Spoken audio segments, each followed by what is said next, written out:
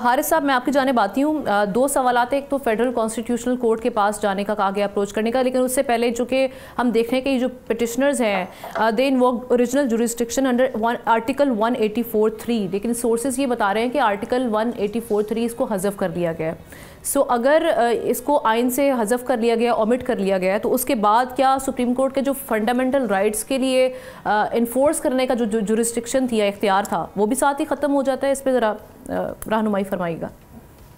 जी देखें, ये बार्स की, वकला की बड़ी और इवन के लिटिगेंट्स की बड़ी देर से ये डिमांड थी कि सुप्रीम कोर्ट जो एपेक्स कोर्ट होता है कंट्री का, उसको दो हिस्सों में डिवाइड कर दिया जाए। एक के पास एपेलेट जुरिस्डिक्शन हो, जो रूटीन में आपके क्रिमिनल केसेस आते हैं, सिविल केसेस आते हैं, वो सुने जाएं।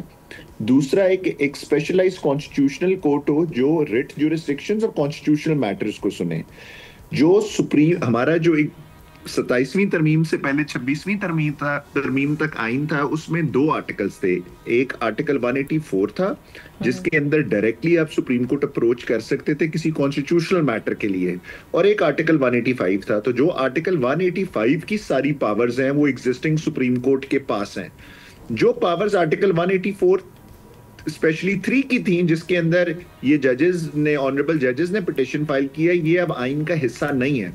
हेंस जो मेरी नजर में जो सुप्रीम कोर्ट का ऑफिस है, उन्होंने राइटली ये रिटर्न कर दिया है या रिफ्यूज कर दिया है to entertain this petition, because that petition lacks jurisdiction. ये हमारे कानून का बेसिक मामला है कि अगर वो एक स्पेसिफिक जुरिस्डिक्शन ही ना हो किसी अदालत के पास, वो प्रोविजन ही ना हो, तो उसके अंदर वो पिटिशन नहीं लाई जा सकती। सो अब तमाम आईनी मामलों के लिए, चाहे आपने आइन को चैलेंज भी करना है, जो पिटिशन फाइल होगी वो कॉन्स्टिट्यूशनल कोर्ट के अंदर हो सकती है, सुप्रीम कोर्ट के अंदर नहीं हो सकती। लेकिन मसला यहाँ पर फेडरल कॉन्स्टिट्यूशनल कोर्ट से ही तो आ रहा है कि उसके कयाम पर सवालात उठ रहे हैं और जुरिस्डिक्शन पे सवालात उठ रहे हैं। तो सो ये जजेस फिर कौन सा प्लेटफॉर्म, या वो लिटिगेंट्स जो इन जजेस फ्रेटर्निटी से या वकला फ्रेटर्निटी से ताल्लुक नहीं रखते, वो कहाँ पर अपनी प्ली लेकर जाएं? कौन सा दरवाजा आपने, मैडम अगर आपको याद होगा, 26वीं तरमीम की जब चैलेंज आया तो उसके ऊपर बहुत सी हियरिंग हुई जो लाइव टेलीकास्ट हुई। उसके अंदर जो बेंच बना हुआ था, अब जिस तरह अदालत बन गई है, 26वीं तरमीम तक एक कॉन्स्टिट्यूशनल बेंच होता था जो केस सुनता था सुप्रीम कोर्ट का ही, तो कहा जा रहा था जी फुल कोर्ट बनाए, सब जजेस सुने, सिर्फ कॉन्स्टिट्यूशनल बेंच नहीं सुनेगा। बार बार कॉन्स्टिट्यूशनल बेंच ने एक सवाल पूछा कि इस दलील के लिए कि जी पूरा कोर्ट बनाया जाए, कोई जजमेंट दे दें, कोई फैसला ही दिखा दें, कोई पास्ट प्रेसिडेंट किसी और मुल्क का दिखा दें। कोई भी वकील जो पिटिशनर साइड से आए, एक भी फैसला, एक भी पास्ट प्रेसिडेंट, कोई दलील नहीं दे सके इस पॉइंट के ऊपर। सो मेरे हिसाब से जो हमारा सेटल्ड लॉ है आइन की, अगर किसी ने कॉन्स्टिट्यूशनल अमेंडमेंट को चैलेंज करना है, अच्छा अब ये भी एक बड़ी इंटरेस्टिंग बात है कि क्या कॉन्स्टिट्यूशनल अमेंडमेंट चैलेंज हो भी सकती है कि नहीं। 1973 से एक क्लॉज है हमारे आइन में, आप जरा सब पढ़ लीजिएगा, article 239 sub clause 5। Article 239 sub clause 5 कहता है कि यही डिवीजन है जुडिशरी और पार्लियामेंट की, कि पार्लियामेंट जो चाहे वो तरमीम लेकर आ सकती है आइन में, और उसकी तरमीम लाने में कोई रिस्ट्रिक्शन नहीं है, कोई सेलिएंट फीचर्स नहीं है। हारिस साहब, एक मेरे जहन में भी सवाल आ रहा है, मेरा ख्याल है आम आदमी की समझ के लिए भी अच्छा होगा, हारिस साहब अगर आप उसका जवाब दे दें।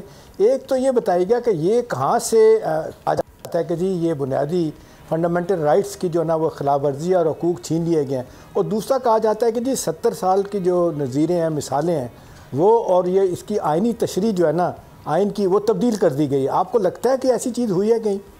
जी बिल्कुल ऐसा नहीं हुआ, एक गलत इबाहम फैलाया जा रहा है।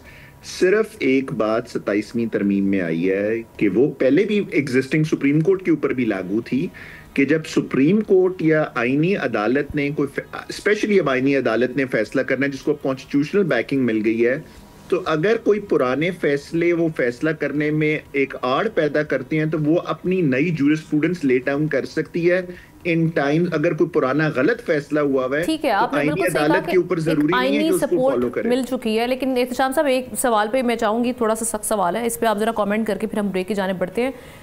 कंट्रोवर्शियल तो हुई ना, उस पर हम देख रहे हैं कि लेजिस्लेशन जो की गई, जो भी कॉन्स्टिट्यूशन के साथ जो मामलात हुए, उस पर एक बहस तो निकल गई, उस पर आधा तबका मानता है, कुछ कहते हैं जी अपने इंटरेस्ट के लिए ये मामलात किए गए। सो ये सब चीज़ें देखते हुए ऑब्वियसली आपने लोअर कोर्ट्स के जो जजेस हैं उनके मोराल को भी देखना है, इंस्टीट्यूशन ये जो जुडिशरी है उसकी रेपुटेशन के हवाले से भी मामला क्वेश्चन रेज होंगे, फिर पब्लिक कॉन्फिडेंस, ये चीज़ों को देखते हुए किस तरह से एड्रेस किया जाएगा इस सारे मामलात को, या फिर ये बोन ऑफ कंटेंशन ही रहेगा और इस पे हमेशा उंगलियां उठती रहेंगी और आगे चल के मामला खराब ही होंगे। बड़ा अच्छा आपने सवाल पूछा। देखिए आमना, पार्शली में आपकी बात से आमना एग्री करता हूँ जिसमें आपने ये बात की है। देखिए सवाल तो सब जगह किया जा रहा है कि जी ये पॉलिटिकल लोगों ने अपने लिए सब कुछ किया है, ख़ासतौर पे पीपल्स पार्टी है, PMLN के हवाले से बात की जाती है। लेकिन आमना PTI के ज़माने में आपने देखा आज ही रात को आपने देखा 52 अमेंडमेंट्स की गई थी, अपनी मर्जी की गई थी। तो ये सब दौर में हर जगह से होता है। ये जब से आपने देखा कि पाकिस्तान इतनी कंट्रोवर्शियल वैसे हिस्ट्री में नहीं हुई कि सारे जजेस आप सबको एक तरफ कह दें कि ये लाइक माइंडेड जजेस हैं। वाइस वर्सा भी हो सकता है ना सर, लोग हारिस साहब एक जवाब दे दूं, हारिस साहब एक जवाब दे दूं, हारिस साहब एक सॉरी जवाब दे दूं। देखिए हमने इस वक्त सूरत हाल ये है कि ये एक इल्ज़ाम तो आता है, आपको मुझे हुकूमतों को छोड़ दिया जाए तो ये ओनस बड़ी हद तक हमारी सुपीरियर जुडिशरी के जजिस का भी। आपने देखा है अरसे से हम देख रहे हैं डिवाइड है। पिछले दौर में भी 7 एक तरफ थे, 8 एक तरफ थे, फिर एक स्टेज आई 10 एक तरफ हो गए, 7 एक तरफ हो गए। तो ये सारी दुनिया इनको कहती रही, लोगों ने लिखा एडिटोरियल आया कि भी आप अपने घर को तो ठीक करें ना। तो वहाँ से मामलात ख़राब हुए और अब तक चलते आ रहे हैं। तो एक तो ये उनके पार्ट भी है, ये सब कुछ हो रहा। दूसरा ये मैं आपकी बात से एग्री करता हूँ कि ये पॉलिटिकल कंपल्शन है हुकूमतों की, ऐसा टाइम कर रहे होते हैं। लेकिन ये एंड ऑफ द डे जो हारिस साहब भी बात कह रहे हैं हम ना, देखें ना अब आपको अच्छा लगे ये कानूनी तरीका अडॉप्ट किया गया इस पे 2/3 के तहत। जी ठीक है जी।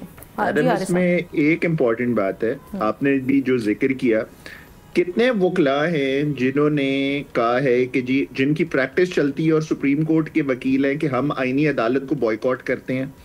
आज भी जिस तरह भी आपने जिक्र किया, सबके सब अदालतों में अपेयर होते हैं।